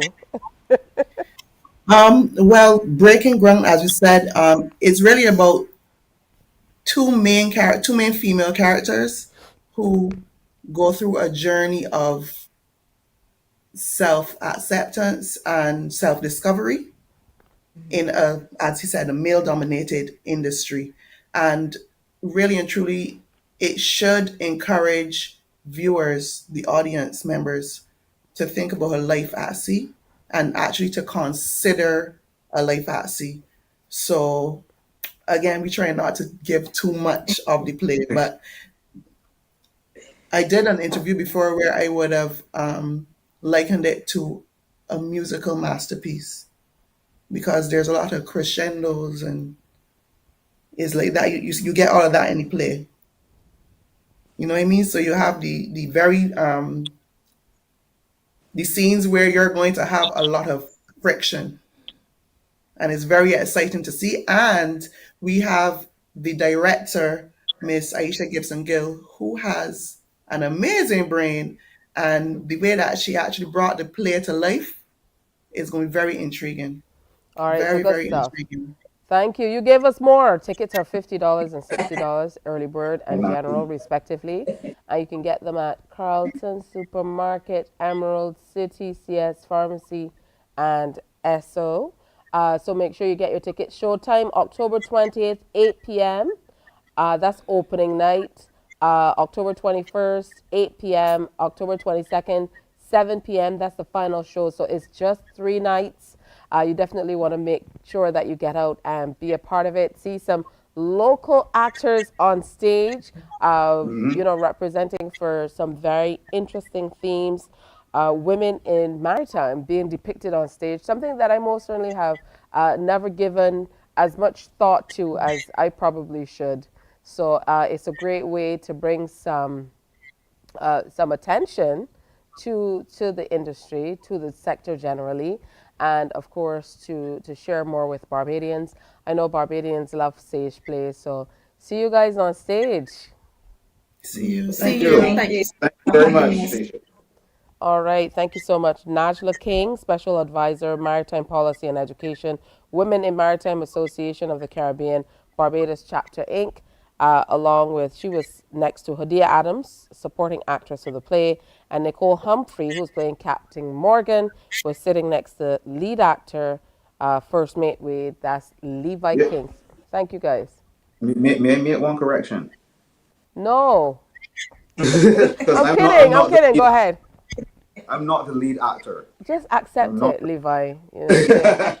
People will have to see when they get there. Yeah, well, I figured that was a little ways off because Hadia said that the story is about two women. But that's what my paper says, Levi. That's so read the paper, Tisha. I read it slavishly. Have a good day, guys. Thanks for sharing. I most certainly will be there. I'll see you guys on stage. Bye-bye. Thank you. Thank you for looking forward to seeing you. For sure. All right, and some wonderful actors they are. Hey, we're going to take another break and come on back. Stay with us. Morning, morning, morning. Good morning. Good morning to you.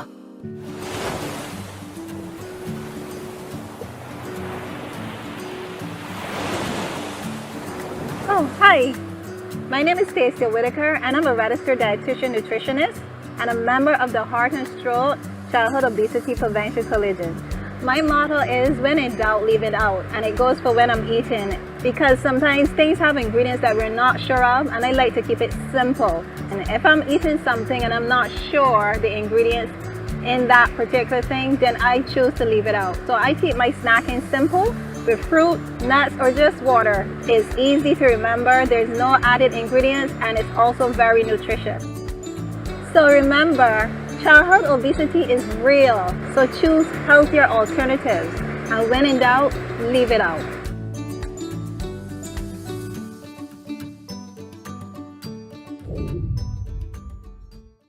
Enjoy movies, soaps, drama, comedy, inspiration, education, music, and more. You get it all when you get MCTV, because MCTV gives you more. The facts say Morning Barbados reaches an audience of over 50,000 and Newsnight reaches over 56,000. It's simple. When you advertise, you're getting your message to over 50,000 of your potential customers. Make the call to CBC Sales Department today and watch your business grow. Contact us at 467-5559 or email marketing@cbc.bb.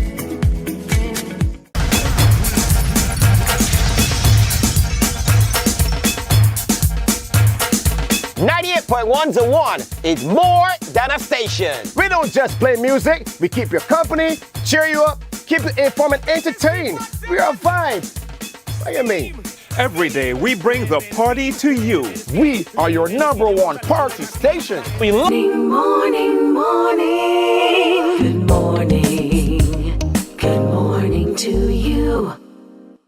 All right. right, it's time for us to welcome the Executive Director of the Ashley Lashley Foundation and founder of the Barbados Youth Climate Action Summit, Ashley Lashley, and she's here to talk to us more about the Barbados Youth Climate Action Summit and Expo that's coming up. Good morning to you, Ashley. Welcome. Good morning, Tisha. Good morning, Barbados. How are you doing? I'm doing well. How are you? I'm doing good, thank you. All right, that's wonderful stuff. First of all, talk to us about this upcoming summit. It's being supported by a number of organizations, and it promises to be an awesome one as we continue the discussion on climate action. Yeah, definitely. So as Barbadians know, climate change is no longer a distant concern for us one. It is here now and is affecting all of us. And actually, the Barbados Youth Climate Action Summit that is placed on October 17th till the 20th is actually the second time that we will be hosting this event. And it will serve as an educational platform aiming at really fostering understanding and urgency.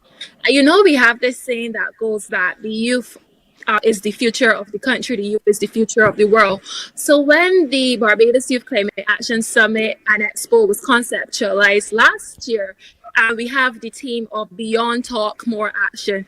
And we still believe that this theme is still relevant and very powerful today because we want our governments, the policy leaders, we want business leaders to go way beyond the talk into what more needs to be done and taking more action on climate and environmental related issues. So youth engagement is at the heart of the Barbados Youth Climate Action Summit over the course of the 3-day period. And we really want to ensure that youth are meaningfully engaged in the topics of climate and environmental action. One, and through this Barbados Youth Climate Action Summit, it will cultivate environmental stewardship. It will promote a sense of responsibility for the planet and communities in which us as young people and people in general live. And throughout the program, we'll be focusing on a wide variety of climate and environmentally related topics. For instance, sustainable tourism, ocean spaces, solid waste management, food security, and water conservation. And that's just to name a few. And I was actually listening into the previous discussion that you were having, Tisha, about the maritime space and women making up 2% of that industry.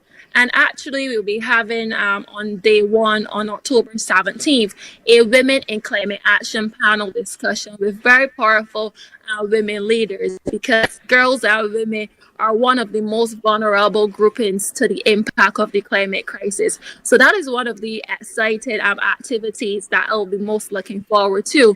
But even within the conceptualization of this year's event, not many persons or young people in general know about the jobs that are available within the environmental space. So this year within the Expo, we've created a Youth Environmental Job Expo where students will be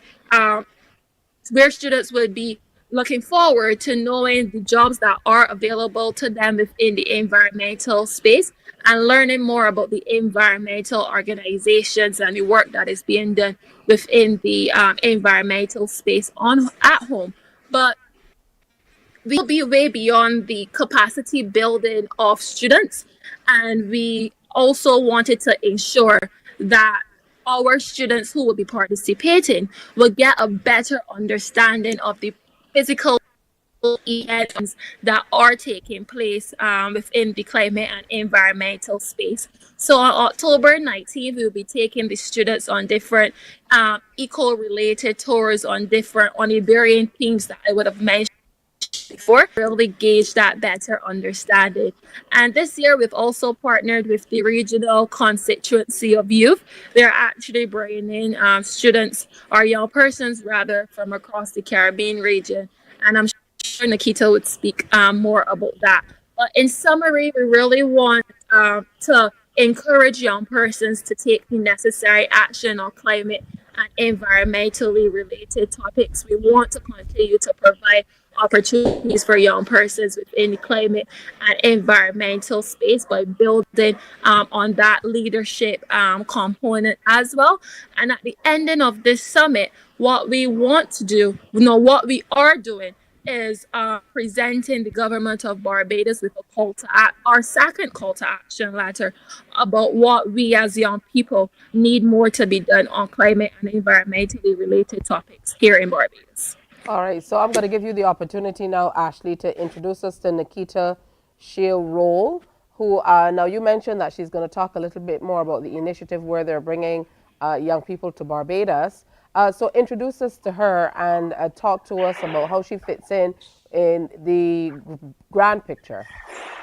Yeah, so overall, within the Barbados Youth Climate Action Summit, well, even for me personally, I believe that collaboration is important. And there's no reason why organizations should be working in silos rather than collaboratively in order to achieve our set goals. Everyone wants to live in a safe and healthy environment. And through Nikita's organization, YME Bahamas, she also focuses on youth engagement on different environmental related topics, but from a marine perspective. And I think that this is the second time that she's putting together the regional conference of youth. And we were more than happy to have Caribbean youth come into Barbados to participate in a wide variety of activities centered on environmental related topics. So welcome, Nikita. Talk to us a little bit more about this initiative.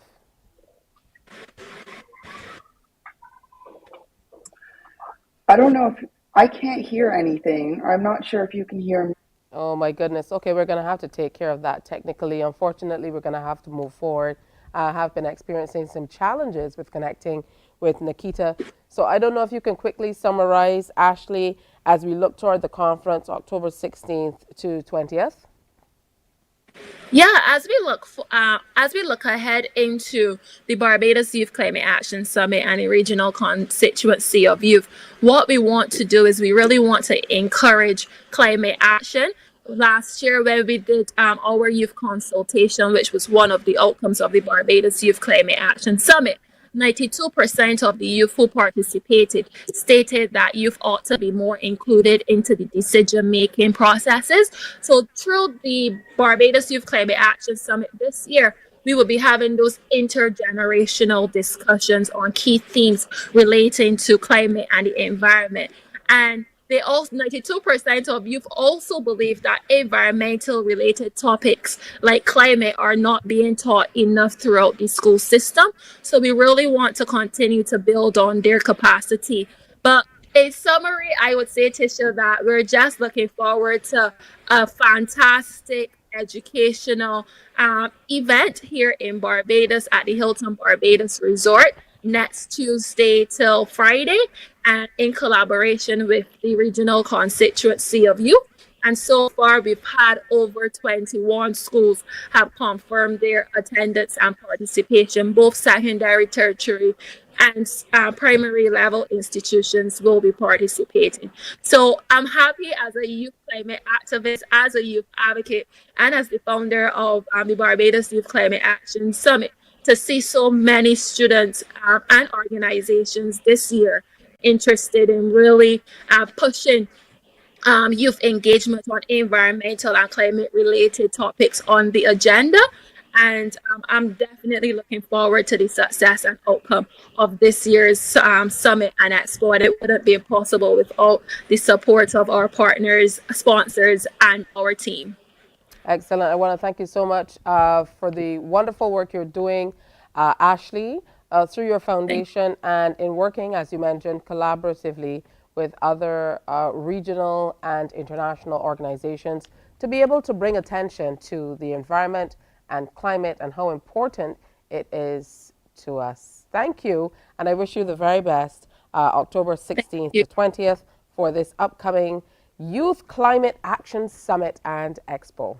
Best wishes. Thank you. All right, good stuff. You know, the two are interconnected and interrelated. Unfortunately, we weren't able to connect with Nikita. I know that's always a bugbear. Who knows, we might be able to get her in on another day, maybe while the entire summit is happening, so we can hear from her and the work that she's doing with young people down the region. So thank you, Nikita Shield Roll, who was joining us from Bahamas, but we had some technical challenges and weren't able to fully connect with her. We're going to take a break here. It's 22 minutes before 8 o'clock. When we come back, we have a whole lot more for you, so stay with us. Morning, morning, morning. Good morning. Good morning to you.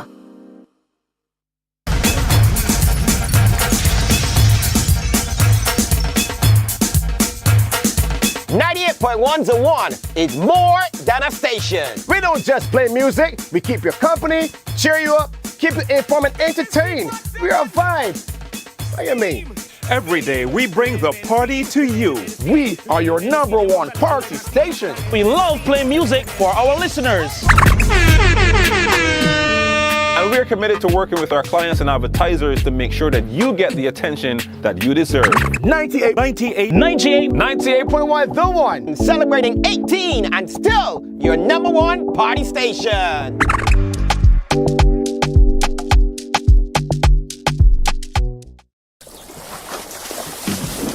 From the beautiful shores of the gem of the Caribbean, Barbados, home of the amazing Harrison's Cave, the tantalizing Oystins Bay Garden, our historic garrison, the indigenous road tennis, and the friendliest people in the world. We are 94.7 FM, the ultimate Bajan experience. Hi, I'm Dr. Kia Lewis, General Practitioner and Healthy Lifestyle Advocate. Morning, morning, morning. Good morning. Good morning to you. Welcome back. 20 minutes now before 8 o'clock. Over the last 2 weeks, we have been excitedly telling you about the 50th anniversary of NIFCA, the National Independence Festival of Creative Arts. We're pleased this morning to have Onika Small, Cultural Officer Curator with the NCF, joining us to talk more about visual arts, that particular competition. And I'm told that the call for entries has in fact been extended, so we're going to talk a bit about that. But most importantly, we want to welcome Onika so she can come in and talk to us all about what we can expect in this 50th year as we celebrate visual artists in Barbados. Good morning, Onika. Good morning, Tisha. Good morning, Barbados. All right, wonderful to have you with us. Let's talk about how we're going to celebrate visual arts specifically in this 50th year. Well, there's a lot happening in visual arts for 2023, our 50th anniversary celebration. I want to say we're kicking it off with Cy Hutchinson's solo show, which opens at the Queen's Park Gallery on Saturday, a collection of pointless objects.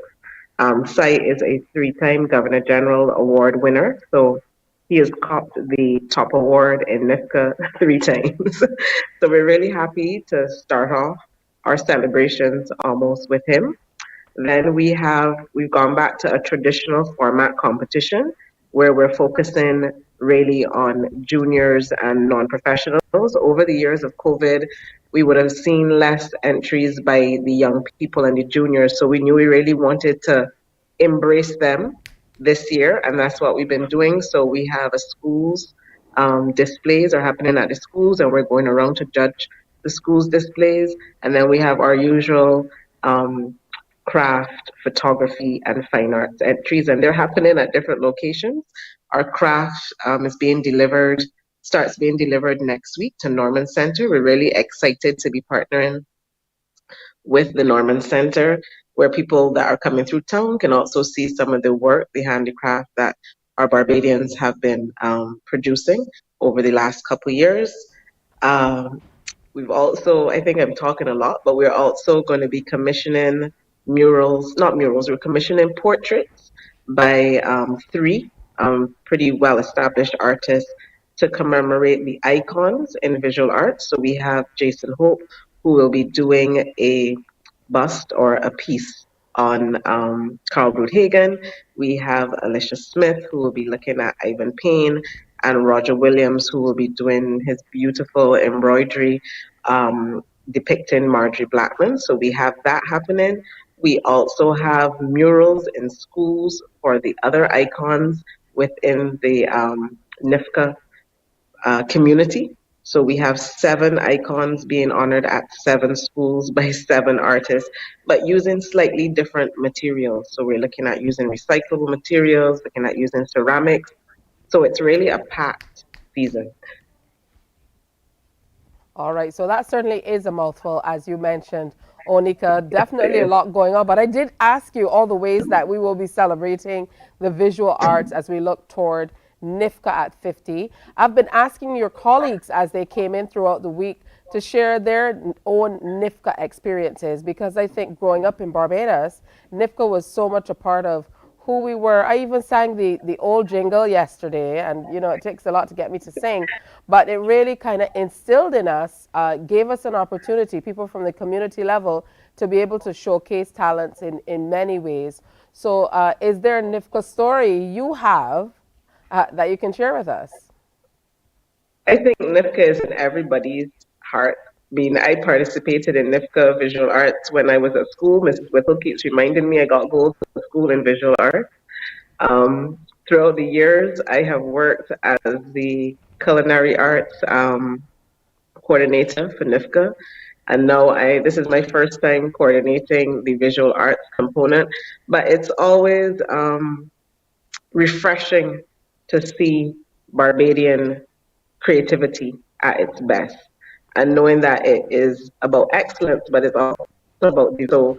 As I go through the years and I look back, I realize, this person first entered NIFCA. So, like, for me, Ria in culinary arts, and we basically have groomed people throughout the years with their entries. Sai Hutchinson, who we're showcasing, he has said the same thing, that if it wasn't for the NIFCA platform that catapulted him to a success, that his story would have been much different.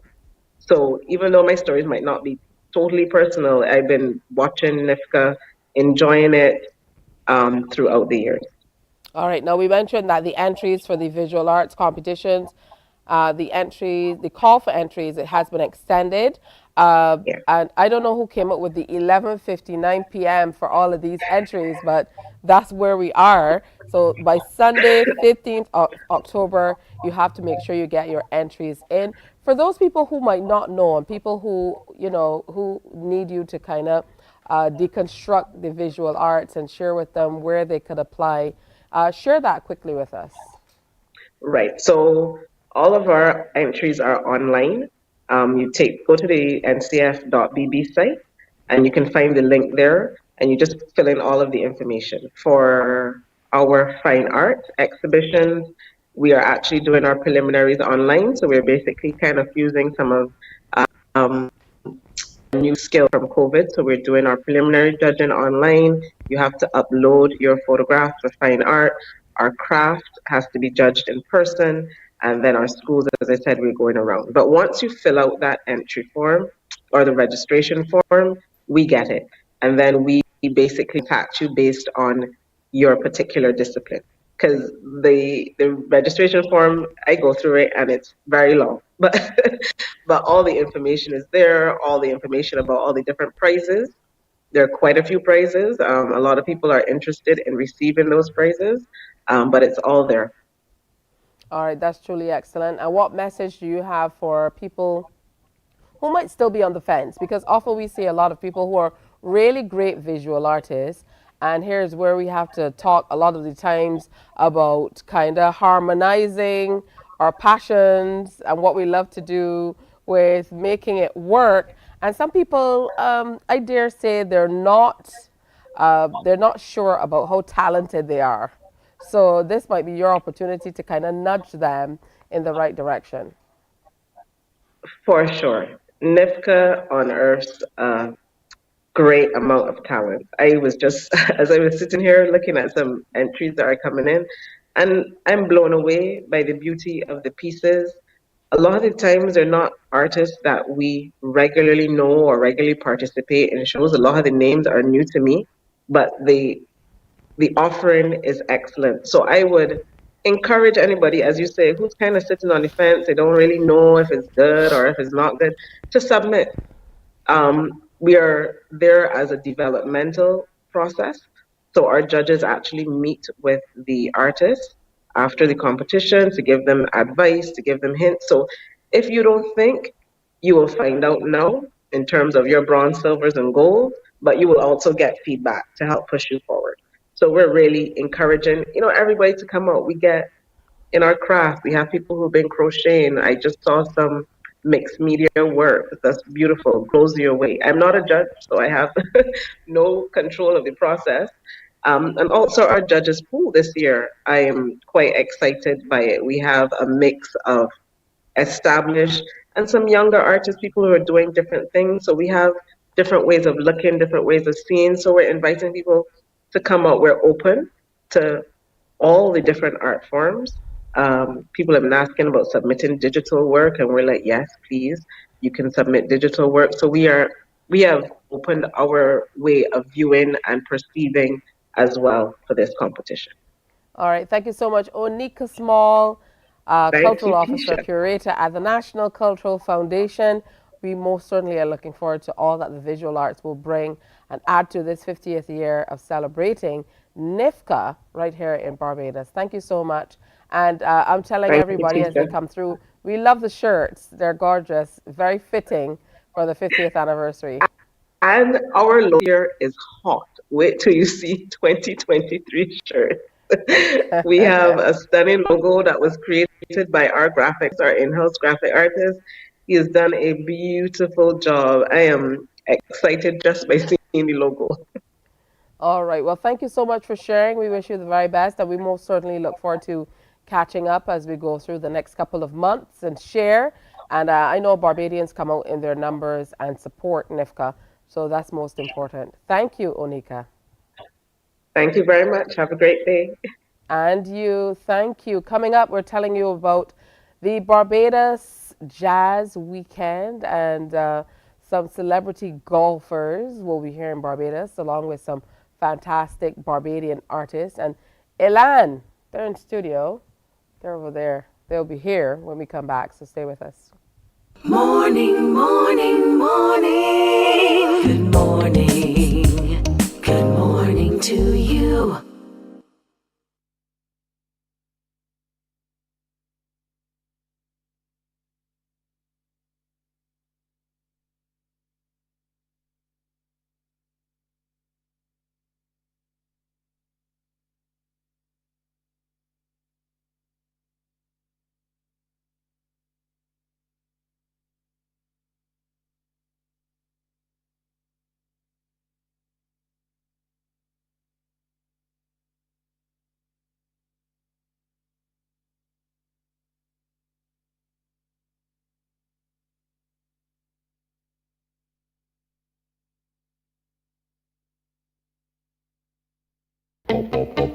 We enjoy a game of dominoes and singing karaoke. I just love cruise. When you love me just a little bit longer. You get to relax and have a drink and listen to some nice music. It's something different. It's spectacular. It's fabulous. It's a different feeling altogether. I never feel so good in a party yet. Follow me to Q in the Community this Thursday. You know why? It's summer vacation, and CBC TV8 says laugh a little. Your mid-mornings have now included some family-friendly, side-splitting series like The Partridge Family, Benson, and Designing Women. TV not to be missed this vacation. Weekdays from 10 a.m. on CBC TV8.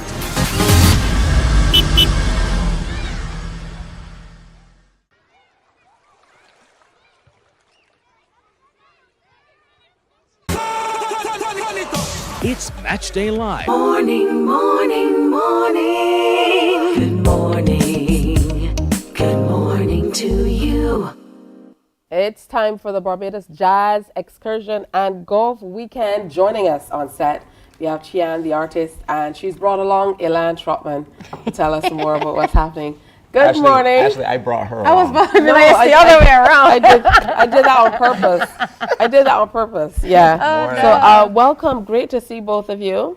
It's always lovely seeing you guys. Honestly, I love being here. Oh, thank you. Good to have you as well. I'm gonna have some celebrity co-hosts. You know, it's a lonely place here, and a lot of people opt to be online. But that's not the case this weekend, Elan. People are most certainly not online. You come to Barbados, it's been quite a few years. You come back home and you bring a few friends with you to enjoy the island. Talk to me about the concept and how it's grown through the years. Yeah, it started in 2014 as a small group of friends and family that came to Barbados with me to enjoy golf, to enjoy the excursions. We stayed at the Crane Resort, and every year it continued to grow, and obviously I would perform, do intimate performances, and that's how the Barbados Jazz Excursion and Golf Weekend came along. My love for golf, my love for music, and my love for bringing people to Barbados, to my homeland, and this is our 8th year. All right, talk to me about this 8th year before we jump into all the amazing Barbadian artists who are going to be gracing the stages, along with some very special artists from outside of Barbados. Talk to me about how you pull together this lineup this time around. I think it's a good mix of celebrity with entertainers and musicians, and of course, our favorites in terms of Barbadian entertainment. So there's, such a broad variety of personnel. I'm not going to remember all the names, but just to name a few of the golf celebrities, obviously the Honorable Dr. Desmond Haynes has been a huge supporter of the golf tournament, Sir Paul Altman, Caroline Reed, CC Reed, who recently took up the game of golf, all in support of the charity. And then as far as public figures, we have John Starks, who played for the New York Knicks in the NBA. Joel Anthony played for the Miami Heat. Adrian Holmes, who played Philip Banks in the Bel Air reboot. Yeah. So those are just to name a few. Flex Alexander. Flex Alexander, celebrity DJ. Chris Spencer is the producer of Back on the Strip, the movie that just came out. So these guys and girls are all support my foundation. They support the cause, and we give back to Head Start. And then obviously the international headliners, who I can tell you about. Of course. Okay, Mr. Peebo Bryson and Regina Bell. I think that song came out in maybe 1995, the Aladdin movie, A Whole New World. I can't stress this enough. These artists are coming to play for us and to share this classic song amongst many others with the Barbadian public. And I'm just counting down, the hours till we get to hear them perform A Whole New World live at Ilaro Court. All right. For me, what's really exciting about that is that that's a huge part of the Barbadian experience, especially taking in CBC, because that's what we was raised on. Come on. That used to play on the in between the shows and stuff like that all the time, and that's a huge childhood memory for me. So I'm super excited. All right, so talk to me about how it feels to be a part of this stage. I know Elan is saying 8 years on. Can't hardly believe we're there already. But you are a part of a massive lineup of Barbadian artists as well. Yeah, honestly, the list long and strong. The list is long and strong, and every single person that is on the lineup that I've worked with before, excellent. So the shows are going to be immaculate. Immaculate. That's the word for it. That's the word for it. What are you looking forward to most, though, Shian? Before we jump into that, Elan, what are you looking forward to most as you hit the stage this weekend? Because there are quite a few things happening simultaneously or at different times. There's a lot to really take in. Yeah. For me personally, I really, really enjoy playing with the Nicholas Branker Band. So when I got the call and I found out that I was going to get to work with Nicholas on this show, I knew that the arrangements were going to be chef's kiss, and they're more than that. Yeah, well, he said the same thing about me yesterday. Oh, really? He said he really enjoys working with you. Elan, you were about to tell us. Yeah, that's exactly what I was going to mention.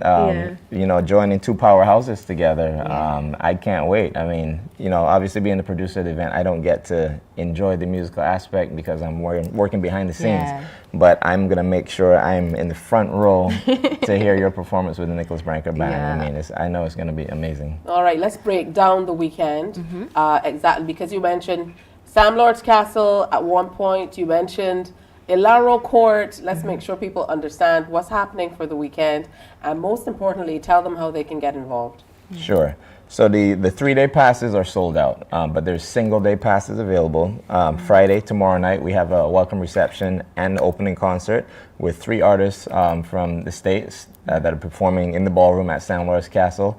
In addition to over 200 guests that will be moving into the property today, coming from all over, from as far as England, mainly mainly North America. Sorry, California, Atlanta, and then we have the after party with DJ Flex Alexander, did you know Flex was married to Shanice? No. Shut up, really? Yeah. That's cool. So that's his wife. Wow. So he's doing the after party on the pool deck. It's very beautiful. So you can buy single day tickets to Friday night. Obviously Saturday we're at Alaro Court, but then Sunday we go back to San Loris Castle. We have a jazz brunch in the morning with Kelly Cadogan, amazing jazz vocalist. Kwaku is performing tonight. Kwaku Jelani, who's also one of the tutors for the Head Start program. And then we finish off with the comedy show with Chris, and then we have an all-star jam session. So that's a big highlight for the community college students because they like to come and interact with the other musicians that are visiting, and it's a big finale jam session. So you can get single day tickets for Friday tonight, Friday San Loris Castle, Sunday San Loris Castle, morning portion or evening portion, and then obviously the featured concert is Saturday 7 p.m. Alaro Court. Shian, Nicholas Branker Band, Peebo Bryson, Regina Bell, and some of the Head Start students will perform to open the show for you. Yeah, I'm excited to hear that too, because always beautiful taking in the youth. Yeah. Truly excellent. And speaking of the youth, we can't move away without talking about the Head Start program, because that's one of the major reasons that you decided to take on this entire initiative. Yes, and I'm being very, very transparent here. All of the proceeds from the golf tournament, from the auction items, even from the ticket sales, go to making sure that these students have instruments and that they have the instruction. So we have Mr. Weatherhead, we have Mr. Woodvine, we have Quaker, we have Mr. Farrakhan, we have Mr. Norville on flute. These students get weekly instruction at Harrison's College every Saturday afternoon. The website is neverloseyourdrive.org, and it's open to primary school students from ages 8 to 11.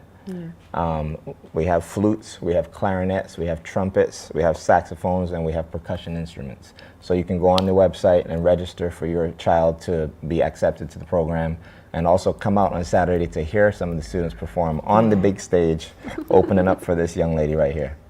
All right, that's excellent stuff. I know you don't know much about the box offices because you've been jet setting and getting here. I know. But what we can tell everyone is make sure you go on to Ticket Links. That's links with a Z at the end, and you can most certainly find out more. Can we register for the golf, or that's only for celebrities? No, it's open to the public as well. We have a lot of BGA members that will be participating in the golf tournament. You can register for that at BarbadosJazzExcursion.com. And there's still some spots available. Sandy Lane Country Club. All right, on that note, good morning, Elvis. I know Elvis makes sure that he takes care of people. So the Barbados Jazz Excursion and Golf Weekend, Peebo Bryson with special guest Regina Bell, Elan Trotman, you're going to be performing as well. Sunday morning at the brunch. All right, good stuff. So you definitely check that out. Of course, our girl, Shiana, is going to be here. I was telling Nicholas yesterday that the work that you did with Nikita, that we murder for Christmas. I'm just waiting to play it once I get on the radio. So I want to thank you all for coming in and sharing with us. We most certainly look forward to the Jazz Weekend. It's coming up. Again, make sure you check out, let's put that poster back up so that people know what's coming up this weekend. Be sure to check that out.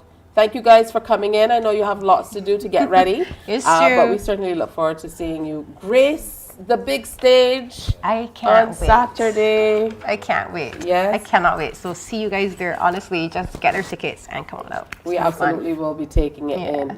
Shian is going to be on stage. Elan is here for the Barbados Jazz Weekend, and of course a little bit of golf as well to go a long way for the Head Start program. Before we go, don't forget Q in the Community is today. We are at Rice's playing field, Rice's in St. Philip, so tune into QFM for the live broadcast from around 11 o'clock today. That's for QFM. See you tomorrow, guys. Remember to wear your smiles, do something nice for somebody, and come on back. Have a great day today. Bye-bye. Wake up, wake up. wake up, wake up. Barbados, get up. Good morning. Good morning, Barbados. Good morning. Good morning to you.